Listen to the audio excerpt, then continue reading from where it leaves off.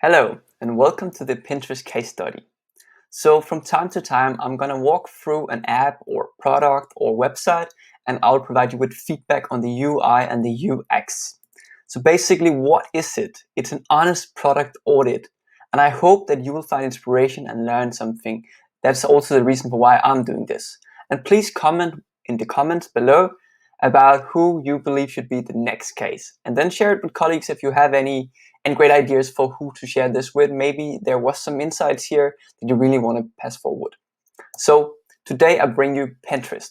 So why this case? So it's a platform that seemingly has something for everyone, but who is missing out and how can we make it even better?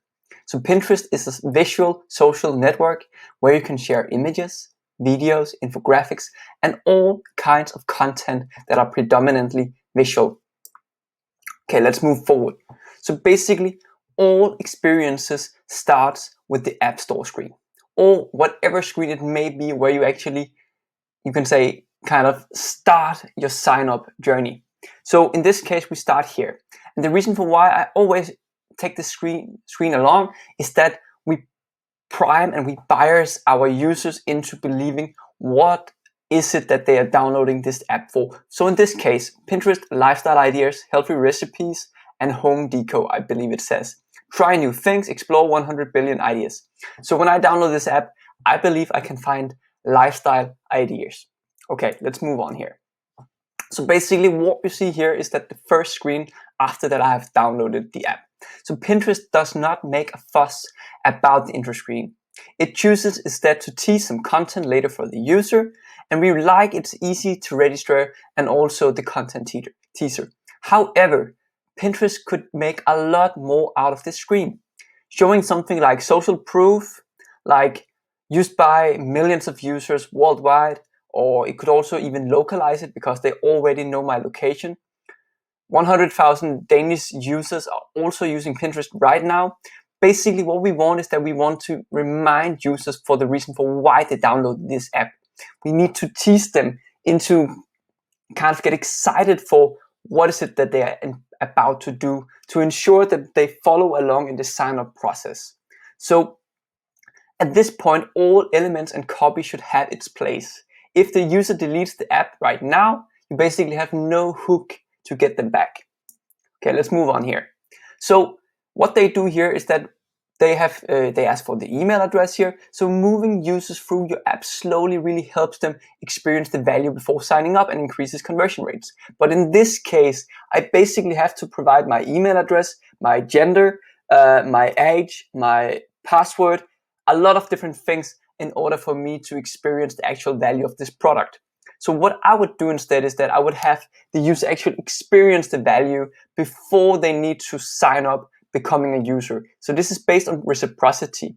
Basically, people feel the need to give back when they already have received value. But in this case, I haven't. But for the sake of this case, let's move on.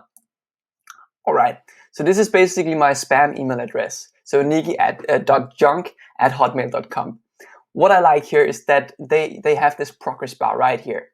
So progress bar here and 1 out of 3. So basically they minimize the task perception. So again, the first thing that users will do when they see a new form is estimating how much time is required to complete it. And basically separating the fields out into multiple steps make the whole process look easy. Okay, let's move on here. So a password here will be added, 2 out of 3. You can see the progress bar moving here. And then they even get my name here. So based on my email, I guess, Nicki.junk, they basically say, hi, Nicki. So somehow they know that this is me now, and they, of course, personalize this experience to me, which I really, really like, and what also makes us as users feel more valued, and it creates what we call an endowment effect, which I will get back to later. So what you also have to think about here is, why are they asking me about my age? So this is the persona-based onboarding principle. So basically, Pinterest will use my age information to show me content. And the faster they can show me something that I like, the more likely I will be sticking at that product and basically using and get through with the onboarding and user journey, basically. So again, they ask for my age here, 27. And what they do then is that I press next, and you can see this is 3 out of 3. Please take note of that. So basically, when I press that, they basically ask if they can send me notifications, and I'm like, no. So you have to earn trust first, and timing is everything. Never ask for reciprocity if you haven't given anything. So basically, you need to wait with asking for notification settings until after you have given value, or at least you need to make it such that it is something that I want. Let's say, for example, for a meditation app, you could say, you could have a button here.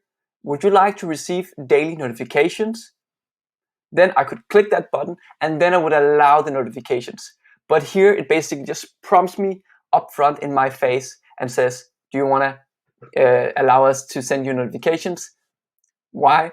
No, please. Okay. So again, this is 3 out of 3. But here is one more screen.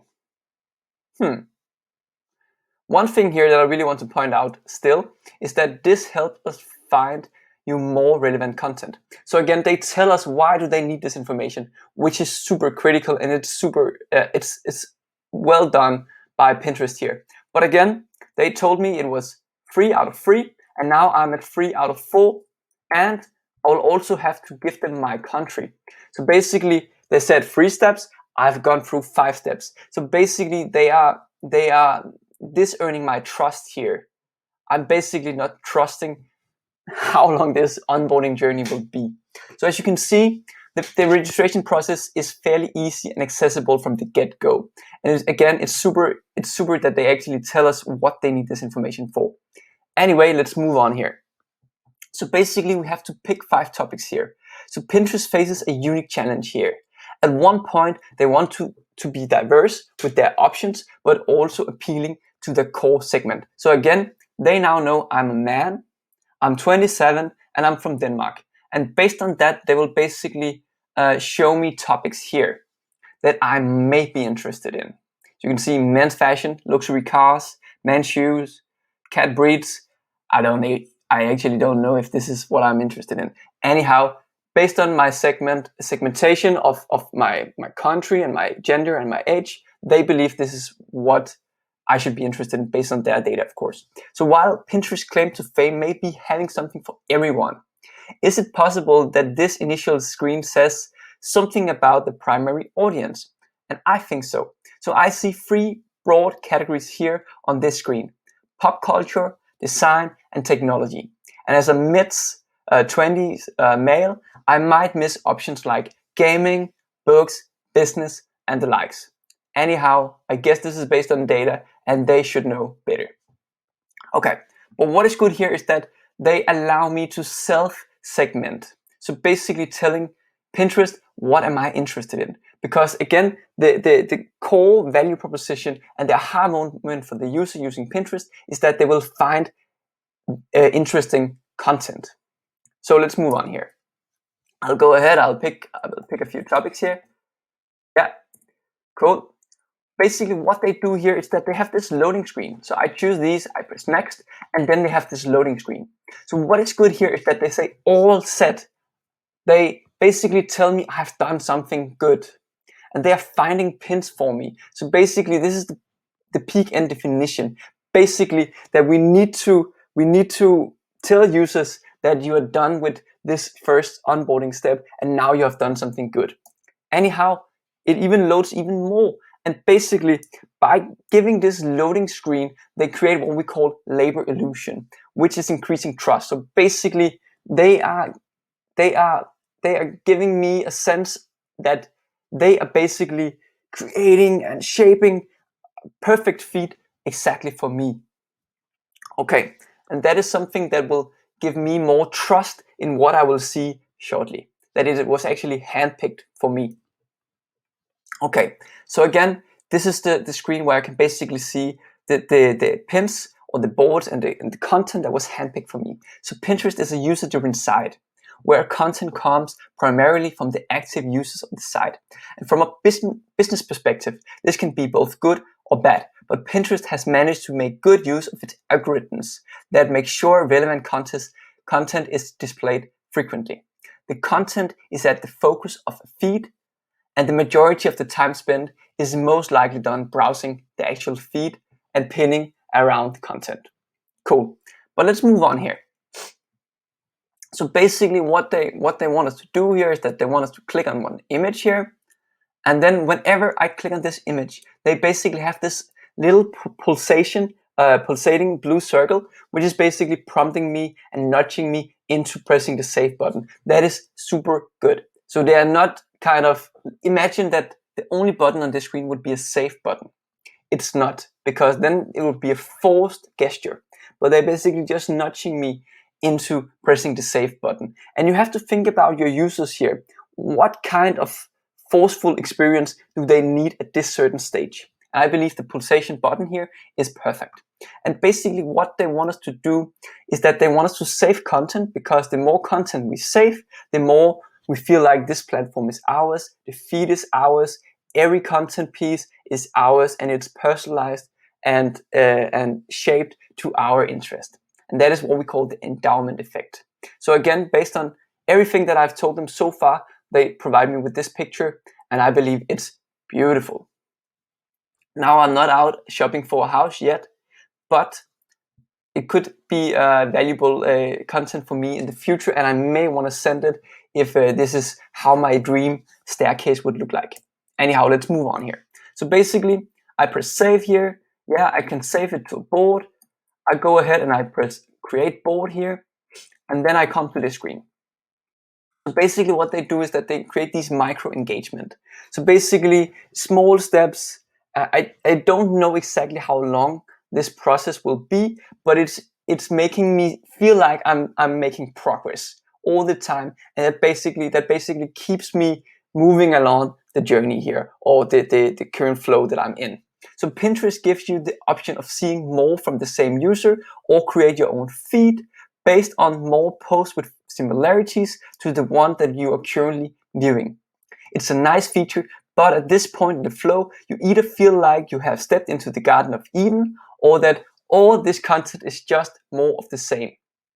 It's funny when you consider Pinterest, because many of its strong points are also its weak points. Let's move on.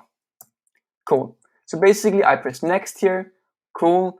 Let's build your new board. What will it include? I can skip it. I can press on one of these. I press the home office here. I press next. Okay, so what they do here is that they are slowly disclosing more and more features. You can even see it here. So this is skip. I press here. It says next. Slowly progressing that I can move on to something new. I click here. I press next. Okay, then I can easily kind of pick new images and pinning new stuff that I really like. So again, users are less overwhelmed when exposed to more complex features later in the experience. So if they wanted for me to create a board, let's say the first thing that I wanted to do here in the app, I would probably not have done it, because it seems quite complex. There's a lot of settings here. It's a quite complex screen. But what they do is that they break it down. They make it easy. They tell me exactly what to do. The forcefulness is quite high, but not too high. And the longer I get in the journey, the less forceful the experience is, and I can explore by myself and move along. All right, we click next here. So Pinterest dares to ask the user of something at this point in the feed. So far, the users has been exploring effortlessly, but now they are asked to pick and choose from the categories and content that they like the best. These steps come at a good time for the user that would have otherwise been overwhelmed with this experience if it was placed very early on. Cool. Let's move on. So basically, I'm choosing some content here, pressing done, please hold. Again, we are grouping the ideas you picked into these sessions. This will help organize all your ideas.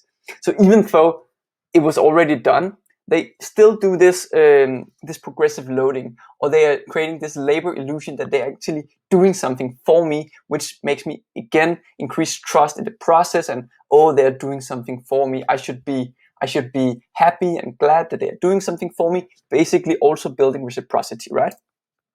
Okay, so the board has been created, view. What I'm missing here is that the user has now created a board, they have created a pin, and everything is set up. This is what Pinterest is supposed to let me do. Create boards with pins, basically.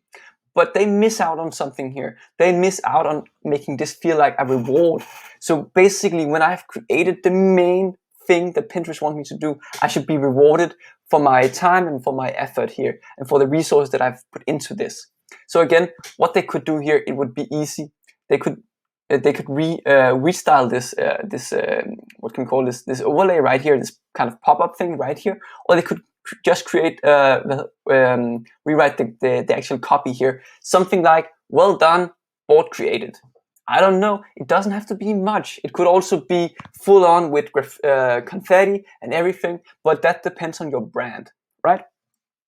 Cool, let's move on. I really believe that they should add it here because this is the first major milestone. I've created a board and a pin and I need to be rewarded for it, because the more I'm rewarded, the more likely I will be at doing it again. And this is the behavior that Pinterest really want me to encounter and to kind of build into a habit, because the more boards, the more pins I have, the more likely my content feed will be at kind of be really personalized and very interesting to me. And the more content I have on Pinterest, the more they will earn from advertisement spends from their advertisers. Cool. So again, this is my home building project and it is now finished. But what we get is not exactly exciting or memorable. We have a finished collage, but this would have been a great place for users or for Pinterest, again, to show something special for the users, to do something special. Again, this is just boring. So where is all the excitement here? Tell me, how can I make this even more personal maybe? Maybe if this was my home screen, I don't even know what this is exactly. Maybe I could colorize it. I could add my own profile picture. I could do something here. I could rename things. I don't even know what the screens mean at this point in time. But again, this is not super exciting at all. And I've just created my first board. Please reward me for it. Cool, I'll move along here. Boom, boom, boom. Yeah, so all pins here. I have home building ideas. This is my saved profile here. Let's move on. So what you can see here is that now that I've pinned this image, I have added to my home building project or the home building design board. You can see it that is actually already done here. So this is of course very nice for me, that I know this is already on my board. This is already pinned by me, such that I don't do it again, which of course would be a lot of frustration. Let's move on here. So now that we have saved a nice pin, Pinterest picks up on my preferred style quickly and suggests nice content. So again, they have seen this staircase, it's white, colors, bright light, etc. They kind of show me similar style in kind of home design, decoration, etc. So basically, people invest time, money, and information and effort into the product, anticipating for something future, a future benefit. So basically, the more I invest into it, the more I expect to get of value out of it. So again, the more I pin, the more I expect that the new content that will show up will be better. And they do a nice job here at actually using my effort, my time, my information that I've given them into providing me with more value. Cool. So again, I click here, boom. You can see this is actually a GIF right here. I click on this, I save it to my home building design. Yeah, I scroll down a little bit, I click on something else. And when I click here, again, they have this progressive disclosure. So basically now they are progressively telling me, know someone who'd like this idea, and then they have this little pop-up here, then I can send it. But they are not telling me up front, they are showing me now when I've already kind of into pinning and saving and creating boards and all these other things, browsing. Now they're progressively disclosing this exact function and feature, which is very nicely done of them. I would have created the design a bit different, because here there's a lot of buttons that I can click on, and quite from like my visual point of view, from my sensory kind of feeling, a lot of things are going on this screen right here. And I'll just, not now, I don't want this pop-ups again. Is something that we believe is spammy. It's something that we believe are ads, and we are very likely to just, whenever we see a pop-up, then just shut it down as quickly as possible. So I would design it in a different way, but I like that they disclose this progressively. All right, so again, the act of reaching a channel that resonates with you could be considered one of the milestones that drive people to Pinterest. Popular users on Pinterest seem to have their own niche that helps them stand out and have people coming back. So since we are dealing with a user-driven app, people may prefer to come here for design and spa tips on this page, of course, We Heart It, rather than read through articles and books. So We Heart It helps fill that void, and Pinterest merely serves as the platform. So again, we have to kind of figure out, and in this case, whenever we go in and we follow specific profiles, we can see that we follow this profile, and then we also know they can follow us, and we will see that whenever you pin something, people can follow us. And what this makes us do is that we create investment into the platform. The more users we follow that with content we like, the more likely we are to get back, because now we have a better feed and we are showing more interesting content, which is exactly why we use Pinterest, right? And also, as soon as people will start follow our boards, then we feel more and more invested into the platform, and we are building something here that we can't take to another platform. So basically, the more we have on Pinterest, the less likely we are at shifting over to something like, I don't know, Instagram or something like that, where we can do something similar, right? Cool. Okay, I search for World Wonders here. And basically what I see here is World Wonders. So again, feed forward, I expect when I search for World Wonders and press search here, I'll be able to see World Wonders. So that is very nice again. The search function is easy to use and even expands on the topics you search entails.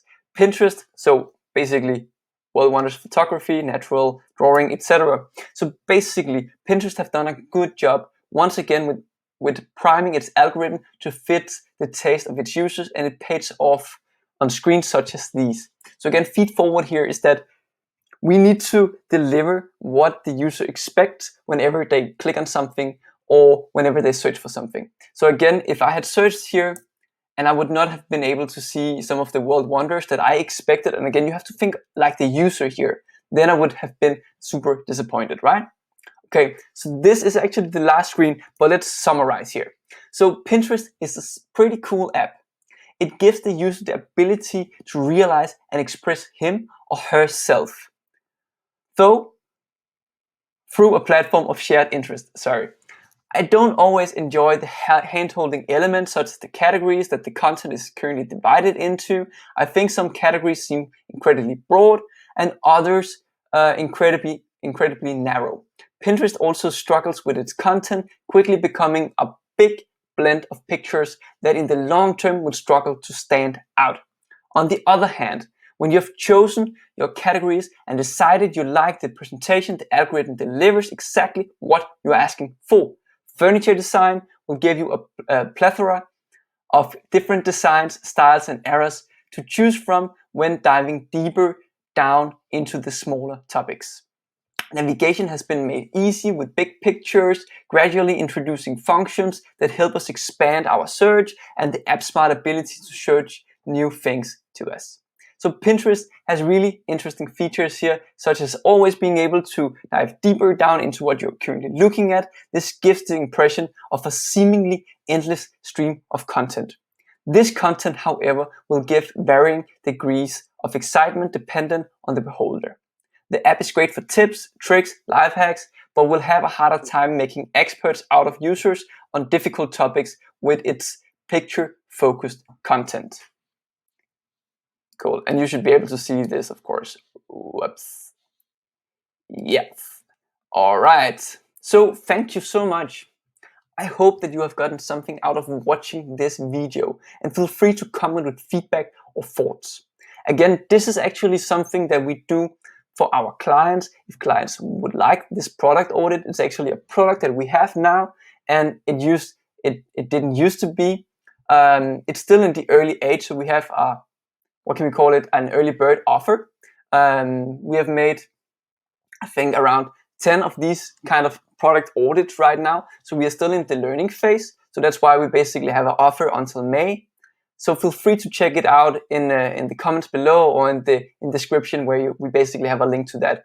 Otherwise, feel free to share any other companies, products, etc. that we should make a product audit for in our next video, because we will continue creating these videos if you like them. So please also like, and if you're not connected with me on LinkedIn, please feel free to connect with me.